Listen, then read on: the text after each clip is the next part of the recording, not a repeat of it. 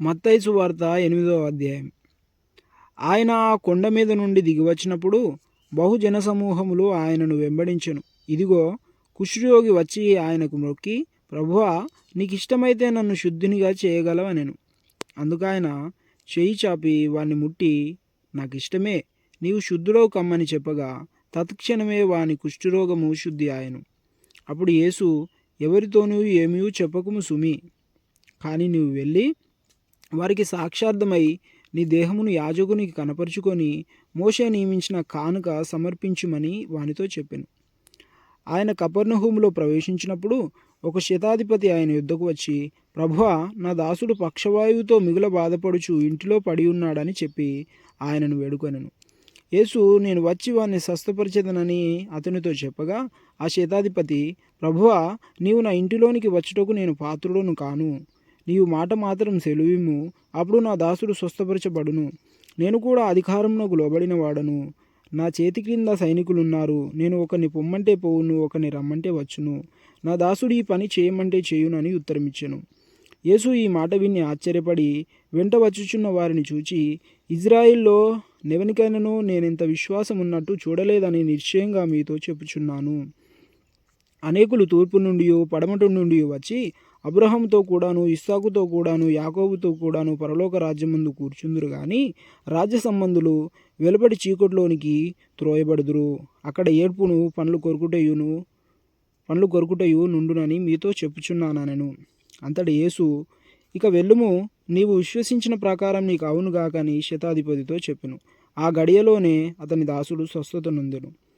తర్వాత యేసు పేతురింటిలో ప్రవేశించి జ్వరముతో పడి ఉన్న అతని అత్తను చూచి ఆమె చేయి ముట్టగా జ్వరము ఆమెను విడిచెను.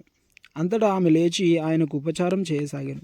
సాయంకాలమైనప్పుడు జనులు దయ్యములు పట్టిన అనేకులను ఆయన వద్దకు తీసుకొని వచ్చిరి. ఆయన మాట వలన దయ్యములను వెళ్ళగొట్టి రోగుల నెలను స్వస్థపరిచెను. అందువలన ఆయనే మన బలహీనతలను వహించుకొని మన రోగములను భరించనని ప్రవక్త అయిన యెషయా ద్వారా చెప్పబడినది నెరవేరును. యేసు తన యొద్దనున్న జనసమూహమును చూచి అద్దరికి వెళ్ళవలనని ఆజ్ఞాపించెను. అంతటా ఒక శాస్త్రి వచ్చి, బోధకుడా, నీవెక్కడికి వెళ్ళినను నీ వెంట వచ్చేదనని ఆయనతో చెప్పెను. అందుకు యేసు, నక్కలకు బొరియలను, ఆకాశ పక్షులకు నివాస స్థలములను కలవు గాని మనుష్య కుమారునికి తలవాల్చుకొనుటకైనను స్థలము లేదని అతనితో చెప్పెను. శిష్యుల్లో మరి ఒకడు, ప్రభువా, నేను మొదట వెళ్ళి నా తండ్రిని పాతిపెట్టుటకు నాకు సెలవిమ్మని ఆయనను అడగగా, యేసు అతన్ని చూచి, నన్ను వెంబడించుము, మృతులు తమ మృతులను పాతిపెట్టుకొననిమ్మని చెప్పెను. ఆయన దోణి ఎక్కినప్పుడు ఆయన శిష్యులు ఆయన వెంట వెళ్ళిరి. అంతటా సముద్రం మీద తుఫాను లేచినందున ఆ దోణె అలల చేత కప్పబడెను. అప్పుడు ఆయన నిద్రించుచుండగా వారు ఆయన ఎద్దుకు వచ్చి, ప్రభువా, నశించిపోచున్నాము, మమ్మను రక్షించుమని చెప్పి ఆయనను లేపిరి. అందుకైన అల్పవిశ్వాసులారా, ఎందుకు భయపడుచున్నారని వారితో చెప్పి లేచి గాలిని సముద్రమును గద్దింపగా మిక్కిలి నిమ్మలమాయెను. ఆ మనుషులు ఆశ్చర్యపడి, ఈయన ఎట్టివాడో, ఈయనకు గాలియు సముద్రమును లోబడుచున్నవని చెప్పుకొనిరి. ఆయన అద్దరునున్న గదరేనీయుల దేశము చేరగా దయ్యములు పడిన 2 మనుషులు సమాధిలో నుండి బయలుదేరి ఆయనను ఎదుర్కొని వచ్చిరి.